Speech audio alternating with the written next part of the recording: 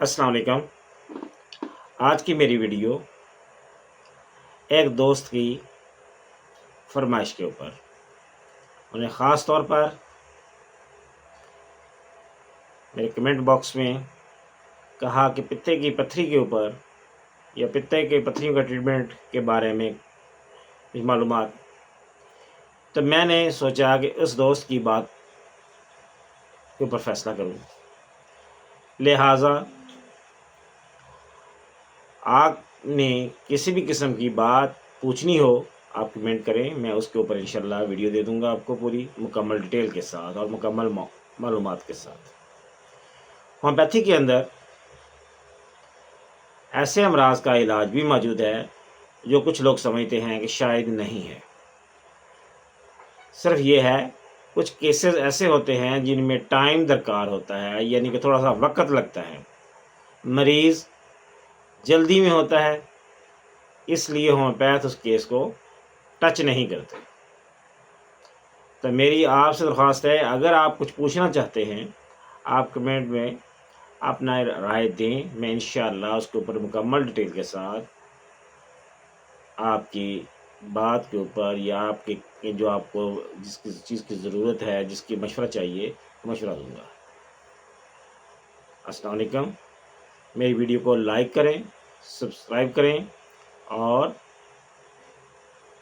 Comment में अपनी बात को ज़रूर लिखा करें ताकि मेरे तक वो बात पहुँचे।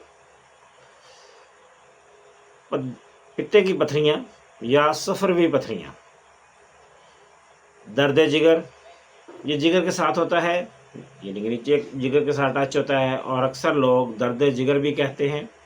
और पित्ते की पथरियाँ भी यही होती हैं क्योंकि ये सुफरा की जो है ये जम जाता है पित्ते के अंदर, तो और से ये पथरी बन जाती है किसी भी वजह से, कीड़े की वजह से, इसके अंदर कीड़े चले जाने से सुफरा की तह जम जाती है, या किसी खाने पीने की वजह से सुफरा जमना शुरू हो जाता है। जब ये बन जाता है और सख्त हो जाता है तो ये पथरियों की शक्ल अख्तियार कर देता है। इसमें इस पर इसकी जिसामत चेंज हो जाती है, सख्त होने से माश के दाल या चने के दाने के बराबर पथरियाँ बन जाती हैं और गोल हो सकती हैं, नोकदार हो सकती हैं, मुख्तलिफ शेप्स की हो सकती हैं, छोटी छोटी हो सकती हैं, रेत जैसी सैंड हो सकती है, तादाद में ज़्यादा भी हो सकती है, कम भी हो सकती है।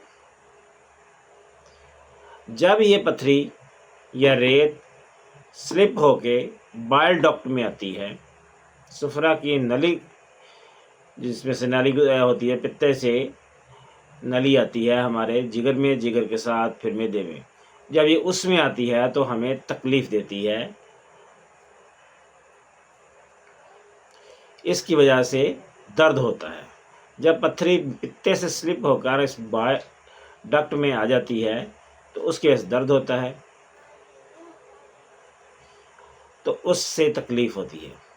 उस वक्त तक तकलीफ़ रहती है जब तक या तो ये आगे निकल ना जाए या वापस पित्ते में ना चली जाए। इसकी वजह से यरकान भी हो सकता है। कभी कभी ये 10-20 और कभी सैकड़ों की जिसामत में होती हैं, यानी कि रेत होगी तो सैकड़ों की, और इसकी साख ये चूने, मैग्नीशियम यानी चूना, सोडा, पोटाशियम वगैरह की बनी होती है, कैल्शियम की बनी होती हैं, यानी कि जिसकी ज़्यादती से हो जाएगी उस वो जम जाएगा तो ये उस केमिकल की बनेगी। जब कोई पत्थर निकल कर इसकी नली में आती है तो शदीद दर्द होता है। डॉक्टर इसे हेप्टिक कॉलिक कहते हैं, यानी कि हेप्टिक कॉलिक के नाम से इसको याद करते हैं। अक्सर आपने अपनी जब रिपोर्ट करवाई होगी तो उन्होंने लिखा होगा हेप्टिक कॉलिक है। शदीद दर्द में दाईं तरफ पसली के नीचे दर्द होता है।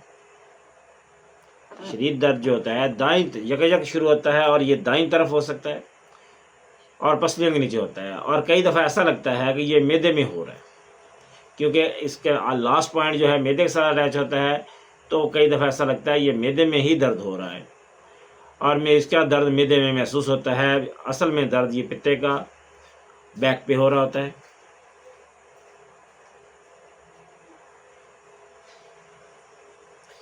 اور اتنا سخت ہوتا ہے کہ مریض مارے درد کے لاچار ہو جاتا ہے۔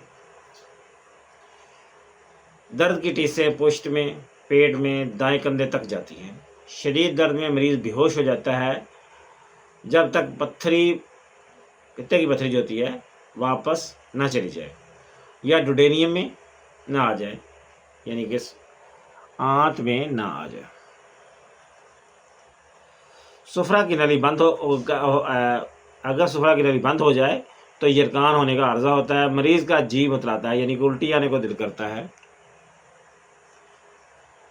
تو مریض اس سے پریشان رہتا ہے کہ ہر وقت اس کی ہچکی یا الٹی آتی رہتی ہے، قبض کی شکایت بڑھ جاتی ہے، مریض سخت اور کمزور یا نڈھال ہو جاتا ہے۔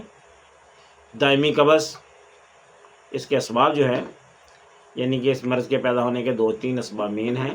دائمی قبض، پتے کی سوزش یا امراض جگر اس مرض کو پیدا کرنے کا موجب ہوتے ہیں۔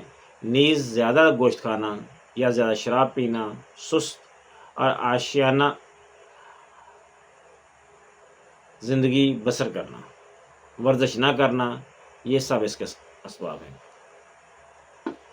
اس کے اوپر جو میڈیسن کام کرتی ہیں، میں میڈیسن کا نام بتا دوں گا آج۔ اگر آپ مزید چاہتے ہیں تو آپ میری ان چیزوں کو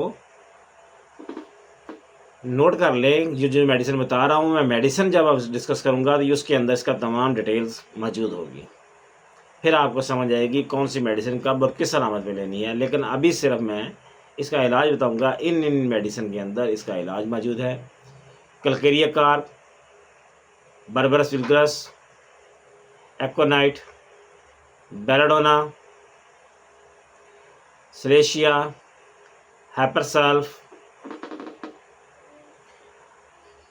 ڈیجیٹلس، کیمومیلا، آرسینیکم، برائیونیا، ڈائسکوریا، چیلیڈونیم، چونینتھس وغیرہ یہ ادویات ہیں۔ لائکوپوڈیم بھی ہے۔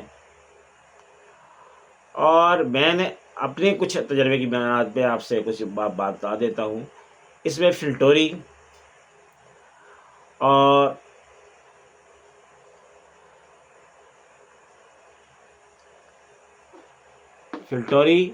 یا کچھ ایسی میڈیسن بھی ہیں جن کے اوپر آپ نے شاید غور نہ کیا ہو، یعنی کہ جو کولیسٹرول کو کنٹرول کرتی ہیں۔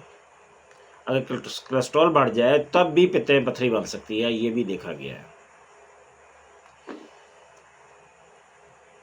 اس کا علاج درد کے جہاں پہ ہو اس مقام پہ آپ گرم ٹکور کریں، یا گرم پانی کی بوٹل سے یا پٹی سے ٹکور کریں، یا گرم سینڈ ریز سے ٹکور کریں۔